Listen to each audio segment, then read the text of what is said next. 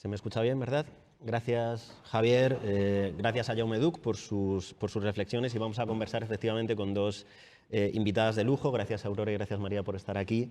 Yo os quería preguntar, en primer lugar, por este concepto de autonomía estratégica del que se habla ahora. No es un concepto nuevo. Nosotros llevamos 7 años ya en Bruselas con la oficina de Atrevia, y es verdad que es algo de lo que se oye hablar desde hace tiempo, esa disminución de la dependencia exterior en ciertos sectores, pero es verdad que se ha intensificado ahora, primero con la pandemia del COVID-19 y luego con la invasión rusa de Ucrania. Entonces, os quería preguntar, ¿creéis que vamos hacia una mayor integración en este momento, una cooperación entre Estados miembros aún mayor? Nosotros nos hemos mojado ya, porque hemos titulado el bloque Más Europa que nunca, entonces no me digáis ahora no, yo creo que vamos a menos. Creo que estaremos de acuerdo. Y luego os quería preguntar qué sectores estratégicos creéis que se van a ver impulsados en mayor medida en esta situación. María, por favor. Bien, pues buenos días a todos. Encantada de estar aquí. Gracias, Ramón. Un placer que además hayas venido desde Bruselas para este debate. Está fenomenal tener una pata de Atrevia allí tan presente con las instituciones europeas. Yo empezaría diciendo que vamos a intentar hacer un poco de zoom out. Vamos a ver, porque estamos tan metidos en tantas crisis a la vez. Cuando Jean-Claude Juncker hablaba de policrisis, uno ya no sabe si está empezando a hablar del COVID, para luego seguir con no nos hemos quitado la mascarilla y empezamos a hablar de Ucrania. ¿Y qué impacto tiene todo esto en la toma de decisiones a nivel europeo? Yo diría que si analizamos las dos últimas crisis y más importantes, ambas se disputan eso de ser la peor crisis desde la Segunda Guerra Mundial, tendríamos que empezar hablando de que el COVID ha conseguido una cohesión interna tremenda en la Unión Europea. Ahora voy a intentar daros las 3 claves de por qué. Y sin embargo, la guerra en Ucrania inmediatamente después nos ha hecho reforzar, a marchas forzadas, nunca mejor dicho, esa asertividad y soberanía estratégica de cara afuera. Entonces, mayor unidad interna por la pandemia, mayor asertividad y soberanía estratégica hacia afuera con la crisis en Ucrania. En cuanto a la cohesión interna, yo quiero resaltar que estamos hablando de un tema como la salud, en el que la Unión Europea no tenía competencias. El día en que empezamos a cerrar las fronteras y el día en que todos nos metemos en casa, la vacuna no existía y la Unión Europea no tenía competencias en materia de sanidad. Y sin embargo, en un tiempo récord se consigue esa cohesión necesaria, esa unidad de todos los Estados para sacar adelante una vacuna, una compra anticipada. Apostamos con 6 compañías farmacéuticas para que desarrollaran una vacuna sin saber si aquello iba a tener éxito.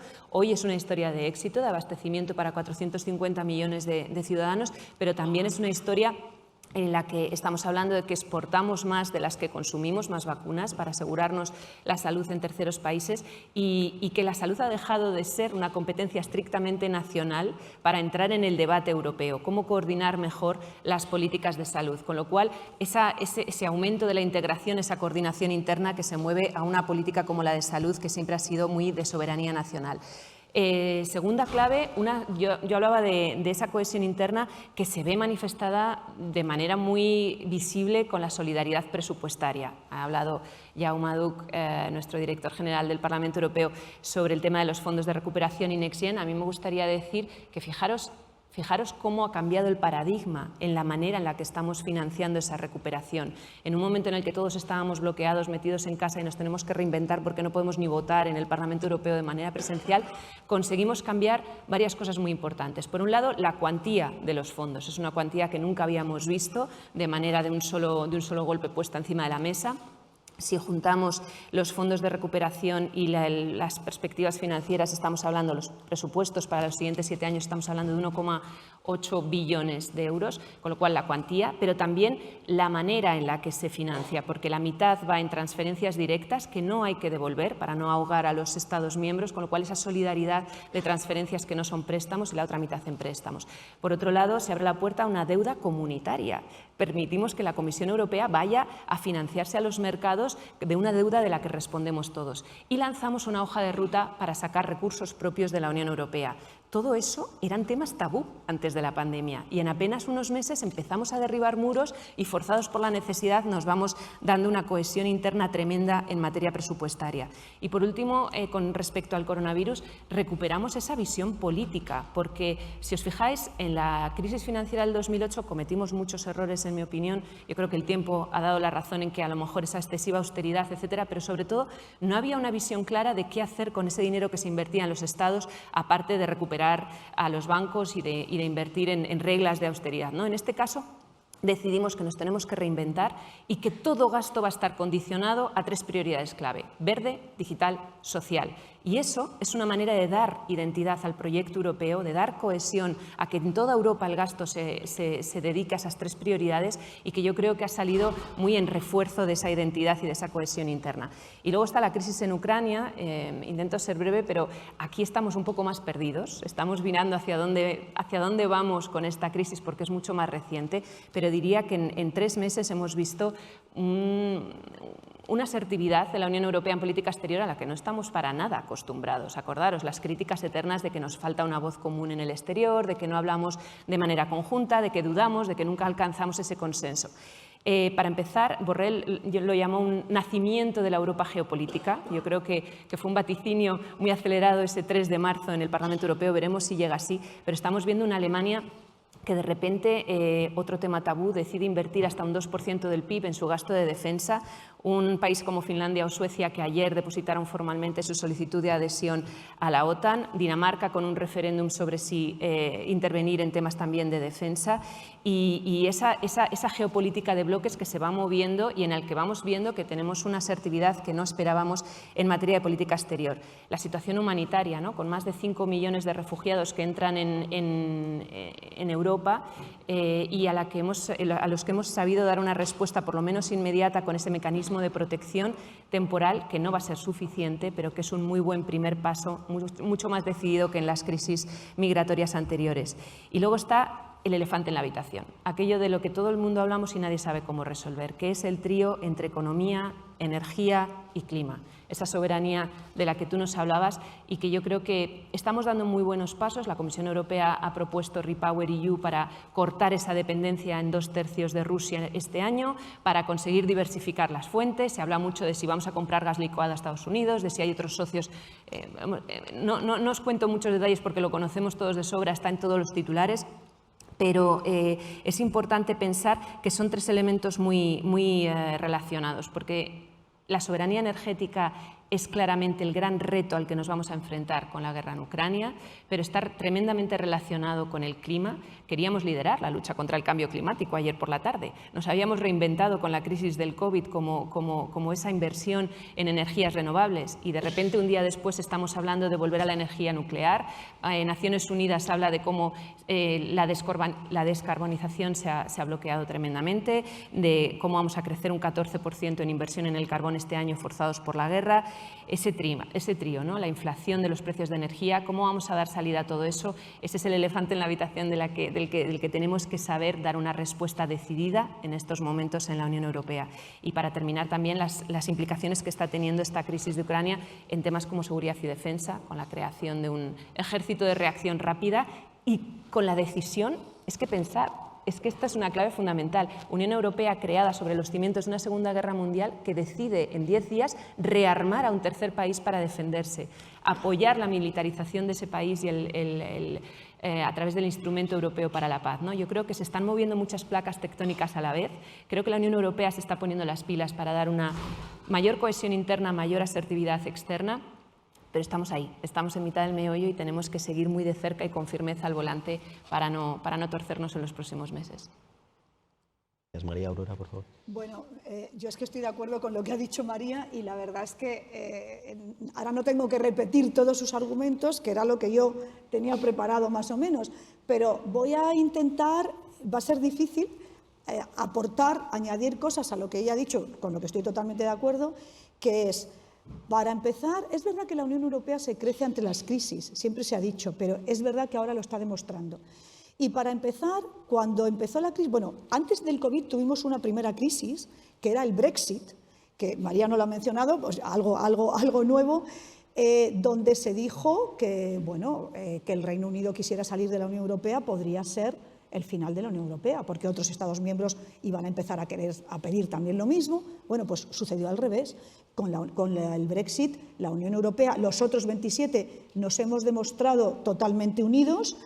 Las negociaciones con el Reino Unido han sido una muestra de cómo la Unión Europea es capaz de al final llegar a un acuerdo con un Estado miembro que se iba, que nadie pensaba que iba a ocurrir, pero que los otros 27 hemos estado totalmente unidos. Hemos superado el Brexit y ahí llegó la segunda crisis, la del COVID, que, bueno, como dice María, las crisis anteriores de 2008, no se gestionaron muy bien, 2015 refugiados tampoco, y ahora parece que hemos aprendido la lección. Yo querría recordar que en primavera, cuando llegó la crisis del COVID en principios de 2020, en primavera de 2020 el presidente del Gobierno escribió un artículo que se publicó en varios periódicos, en varias capitales europeas y también aquí, donde decía Europa se la juega. Y es que es verdad que en los primeros momentos del COVID también mucha gente pensó, bueno, ahora la Unión Europea otra vez no va a ser capaz de superar esto. Y es verdad que las primeras semanas hay que recordar que Francia y Alemania empezaron a poner trabas a la exportación de productos sanitarios. Hubo cierto problema de que vamos a estropear el mercado interior, por el que todos apostamos mucho. España es uno de los grandes, está en el grupo de amigos del mercado interior y es uno de los grandes defensores del mercado interior, y al principio hubo ahí un temor de que los países cerraran sus fronteras y que se fuera contra el mercado interior. Pues no, ocurrió lo contrario. Efectivamente, como decía María, se gestionó la compra conjunta de vacunas. La Unión Europea se ha convertido no solo en la organización, bueno, el continente, pero pongamos solo los miembros de la Unión Europea, que más ha vacunado a su población y que ha tenido un gran éxito con eso. Al principio se decía, es que Estados Unidos va más rápido, es que China está gestionando mejor la pandemia porque es una autocracia. Bueno, pues se ha visto que no, que al final la Unión Europea es la que mejor ha gestionado la pandemia y no solo ha vacunado más a su población, sino que además ha sido capaz de exportar vacunas y es el mayor donante de vacunas también al resto del mundo. Entonces, eso respecto a la crisis del COVID. Y ahora, con la crisis de Ucrania, efectivamente, se están tomando decisiones inéditas, como que la llamada Facilidad Europea para la Paz, que estaba pensada, bueno, pues para aportar medios, pero no militares, no ofensivos, a terceros países, se ha utilizado para enviar material militar a Ucrania, y eso ha sido una decisión histórica. Se ha puesto en marcha, es verdad que ahora todo el mundo está claro, lo que sale en la prensa es que, bueno, hay acuerdos sobre el embargo de petróleo ruso, el gas, ¿qué pasa con el gas? Es verdad que hay una gran dependencia energética de muchos Estados miembros de la Unión Europea de Rusia, pero se ha puesto un paquete de sanciones masivo desde el principio, en un tiempo récord, en el que hemos estado todos de acuerdo y que quizá Putin no pensaba que iba a suceder. La Unión Europea también ha demostrado que está unida en esto. Y por terminar, tú decías, Ramón, vamos a ver, esto lo hemos titulado Más Europa que nunca, queremos más Europa, queremos menos Europa.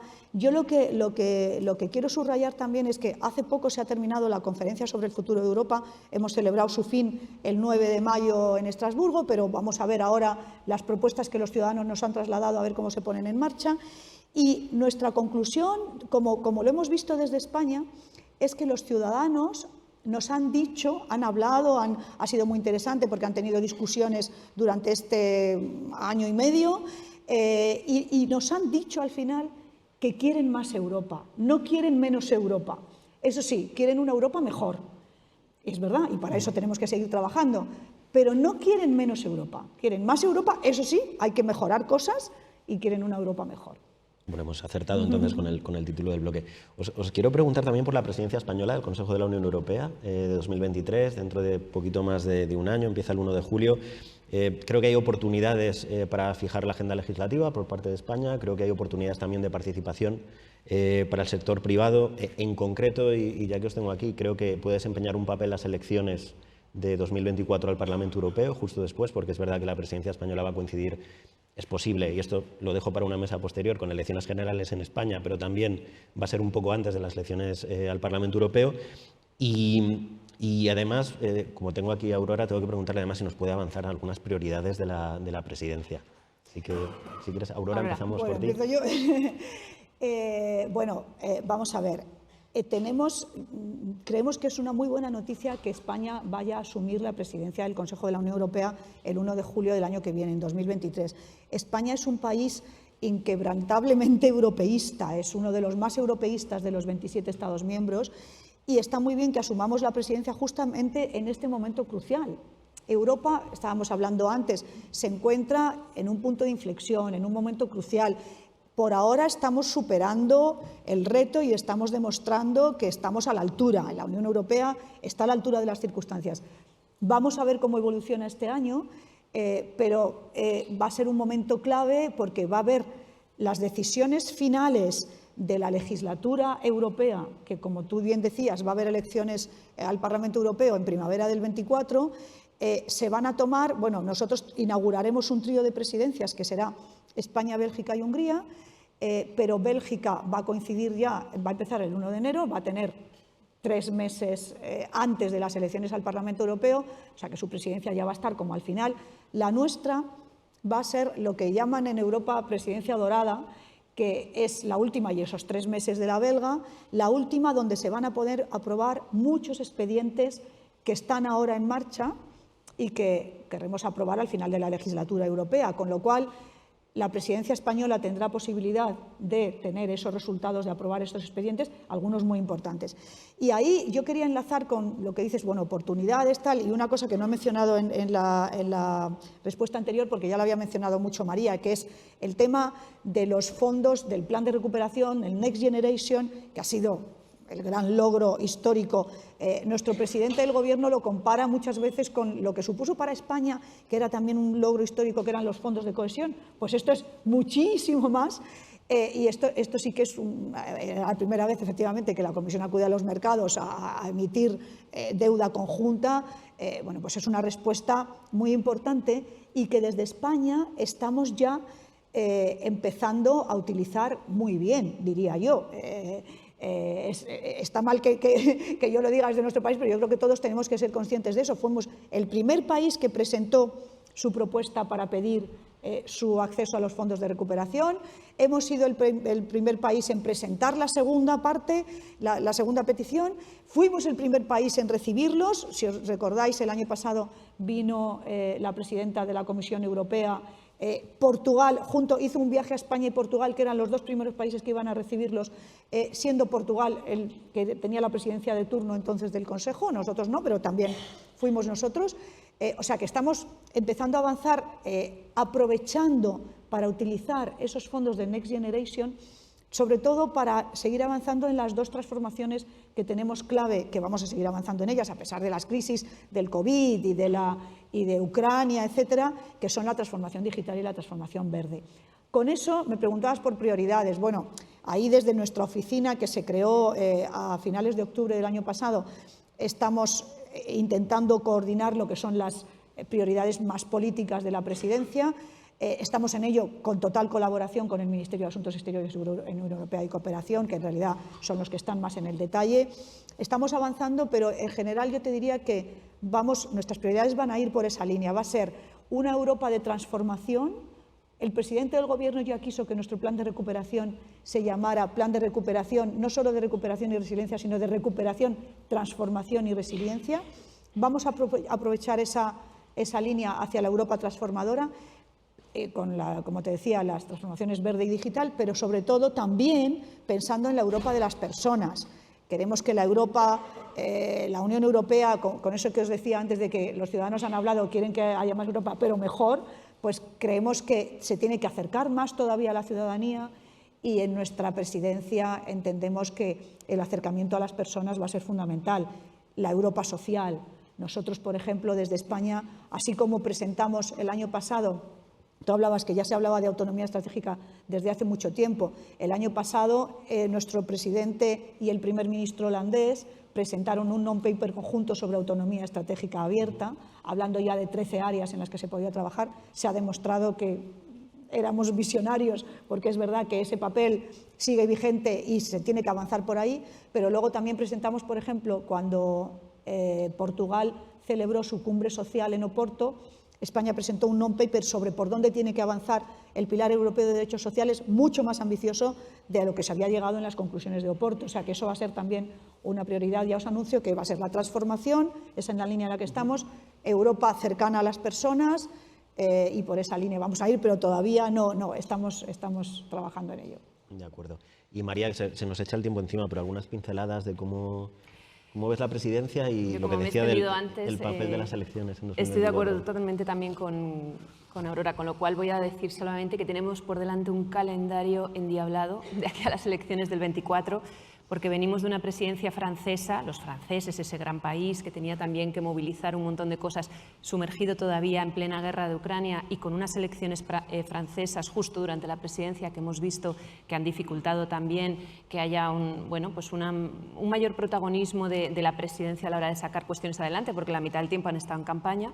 Ahora tenemos una República Checa que inicia su presidencia anunciando o firmando uno de los firmantes de esa carta de 13 países en los que no estarían a favor de reformar la gobernanza de las instituciones, que no quieren abrir una convención, que no quieren repensar la toma de decisiones en la Unión Europea y que se centran mucho en ciberseguridad y en soberanía estratégica y en todos esos temas más asertivos, pero que no están poniendo el foco, digamos, o no lo van a poner en los temas que demandaban los ciudadanos en cuanto a la mejora de la gobernanza. Llegaremos después, en el julio del 23, a la presidencia española, gran país europeísta, socio indispensable, pero me temo mucho sumergido también en unas quizás elecciones en diciembre del 23 a España. Y en mayo del 24 llegan las europeas, con lo cual calendario endiablado en el que, por favor, yo lo único que pido es a todos los actores que estamos ahí arrimando el hombro para salir de aquí, pues muchísima voluntad de sacar reformas adelante, porque la Conferencia del Futuro de Europa acaba de terminar con unas demandas muy claras de mejora de más Europa, pero también de mejora de gobernanza europea, de reforma, de agilidad a la hora de tomar decisiones, pasar a mayoría cualificada, etcétera.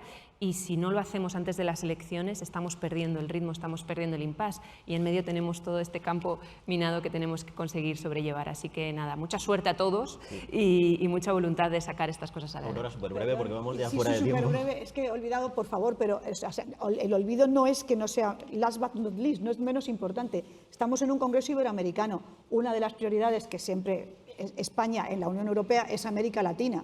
Por supuesto, vamos a ver cómo lo hacemos, pero nosotros estaremos ahí, también aprovecharemos nuestra presidencia para empujar la agenda Unión Europea-América Latina. Estupendo, buen apunte.